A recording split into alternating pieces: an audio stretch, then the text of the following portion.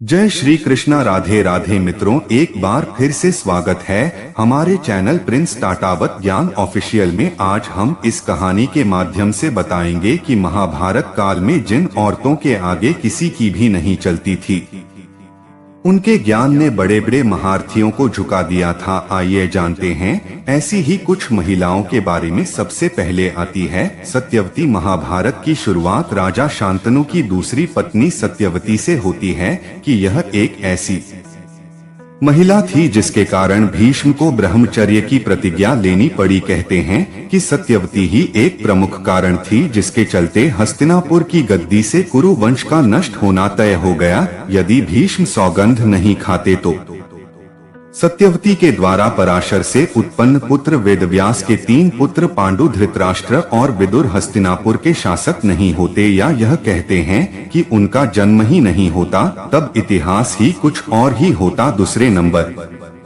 पर आती है गांधारी। सत्यवती के बाद यदि राजकाज में किसी का दखल था तो वह थी धृतराष्ट्र की पत्नी गांधारी। कहते हैं कि गांधारी का विवाह भीष्म ने जबरदस्ती धृतराष्ट्र से करवाकर उसके संपूर्ण परिवार को बंधक बनाकर रखा था। गांधारी के लिए यह सबसे दुखदाई बात थी। गांधारी के लिए आंखों पर पट्टी बांधने का एक कारण यह भी था, धृतराष्ट्र आंखों से ही नहीं मन से भी अंधों की भांति व्यवहार करते थे। इसीलिए गांधारी और उनके भाई शकुनी को अप्रत्यक्ष रूप से सत्ता संभालने पड़ी। गांधारी को यह चिंता सताने लगी थी कि कहीं कुंती के पुत्र सिंहासन रूढ़ ना हो जाएं। ऐसे में शकुनी ने दुर्योधन के भीतर पांडवों के प्रति घृणा का भाव भर दिया था। हालांकि यह भी कहा जाता था कि शकुनी भीष्म धृतराष्ट्र से बदला लेना चाहता था, इसीलिए उसने यह षड्यंत्र रचा था। गांधारी ने ही अपनी शक्ति के बल पर दुर्योधन के अंग को वज्र के समान बना दिया था, लेकिन श्री कृष्ण की चतुराई के चलते उसकी जंघा वैसी की वैसी ही रह गई थी, क्योंकि श्री कृष्ण ने कहा था कि मां के समक्ष नग्न अवस्था में जाना पाप है। गांधारी मानती थी कि श्री कृष्ण के कारण ही महाभारत का युद्ध हुआ और उन्हीं के कारण मेरे सारे पुत्र मारे गए। तभी तो गांधारी ने भगवान श्री कृष्ण को उनके कुल का नाश होने का श्राप दिया था। कुंती। गांधारी के बाद कुंती महाभारत के पटल पर एक शक्तिशाली महिला बनकर हस्तिनापुर में प्रवेश करती है। कुंती और माद्री दोनों ही पांडु की पत्नियां थी। यदि पांडु को शाप नहीं लगता तो उनका कोई पुत्र होता जो गद्दी पर बैठता, लेकिन ऐसा नहीं हुआ। तब पांडु के आग्रह पर कुंती ने एक कर कई देवताओं का आवाहन किया। इस प्रकार माद्री ने भी देवताओं का आवाहन किया। तब कुंती को 3 और माद्री को 2 पुत्र प्राप्त हुए, जिनमें युधिष्ठिर सबसे ज्येष्ठ थे। कुंती के अन्य पुत्र थे भीम और अर्जुन तथा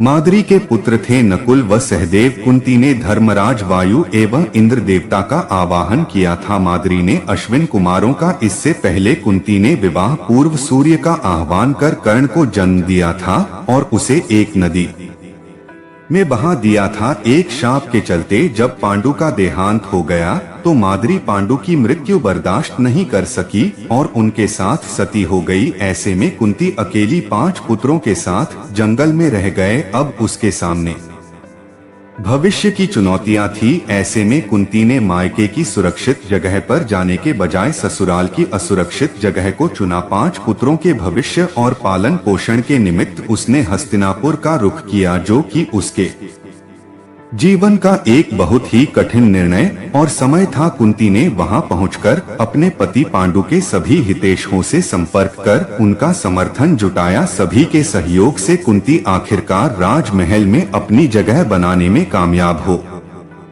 गई। कुंती और समर्थकों के कहने पर धृतराष्ट्र और गांधारी को पांडवों को पांडु का पुत्र मानना पड़ा। राजमहल में कुंती का सामना गांधारी से भी हुआ। कुंती वसुदेव जी की बहन और भगवान श्री कृष्ण की बुआ थी, तो गांधारी गंधार नरेश की पुत्री और राजा धृतराष्ट्र की पत्नी थी। द्रौपदी, सत्यवती, गांधारी और कुंती के बाद यदि किसी का नंबर आता है तो वह थी 5 पांडवों की पत्नी द्रौपदी। द्रौपदी के लिए 5 पांडवों के साथ विवाह करना बहुत कठिन निर्णय था। सामाजिक परंपरा के विरुद्ध उसने यह किया और दुनिया के समक्ष एक नया उदाहरण ही नहीं रखा, बल्कि उसने अपना सम्मान भी प्राप्त किया और खुद की छवि को पवित्र भी बनाए रखा।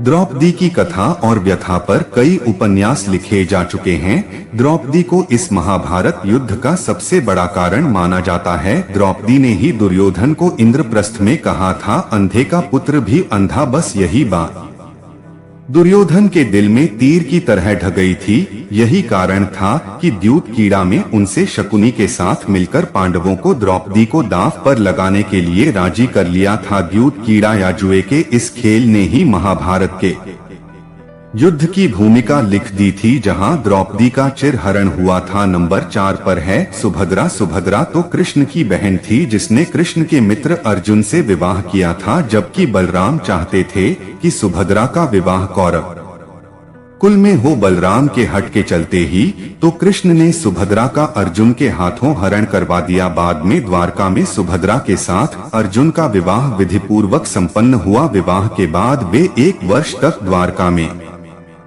रहे और शेष समय पुष्कर क्षेत्र में व्यतीत किया। 12 वर्ष पूरे होने पर वे सुभद्रा के साथ इंद्रप्रस्थ लौट आए। नंबर 5 पर जावती। श्री कृष्ण की 8 पत्नियों में एक जावती थी। जावती के एक पुत्र था, उसका नाम सांब था। सांब का दिल दुर्योधन की पुत्री लक्ष्मणा पर आ गया था और वे दोनों प्रेम करने लगे थे। दुर्योधन अपनी पुत्री का विवाह श्री कृष्ण के पुत्र से नहीं करना चाहता था। भानुमति की पुत्री लक्ष्मणा पर आ गया था और वे दोनों प्रेम करने लगे थे। दुर्योधन अपनी पुत्री का विवाह श्री कृष्ण के पुत्र से नहीं करना चाहता था। भानुमति सुद की बहन और दुर्योधन की पत्नी थी, इसीलिए एक दिन सांब ने लक्ष्मणा से प्रेम विवाह कर लिया और लक्ष्मणा को अपने रथ में बैठाकर द्वारिका ले जाने लगा। जब यह बात कौरवों को पता चली तो कौरव अपनी पूरी सेना लेकर सांब से युद्ध करने आ पहुँचे। कौरवों ने सांब को बंदी बना लिया। इसके बाद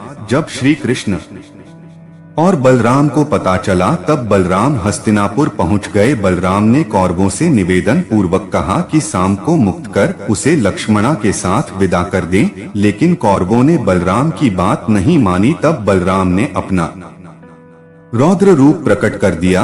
वे अपने हल से ही हस्तिनापुर की संपूर्ण धरती को खींचकर गंगा में डुबोने चल पड़े। यह देखकर कौरव भयभीत हो गए। संपूर्ण हस्तिनापुर में हाहाकार मच गया। सभी ने बलराम से माफी मांगी और तब सांब को लक्ष्मणा के साथ विदा कर दिया। द्वारिका में सांब और लक्ष्मणा का वैदिक रीति से विवाह संपन्न हुआ। ये वो 5 स्त्रियां जिनके ज्ञान आगे किसी की भी नहीं चली। हमारे द्वारा दी गई जानकारी अच्छी लगी हो तो हमारे चैनल को लाइक एंड सब्सक्राइब जरूर करें। आपका अपना दोस्त प्रिंस टाटावत ज्ञान ऑफिशियल। फिर मिलते हैं एक और नई वीडियो के साथ। धन्यवाद।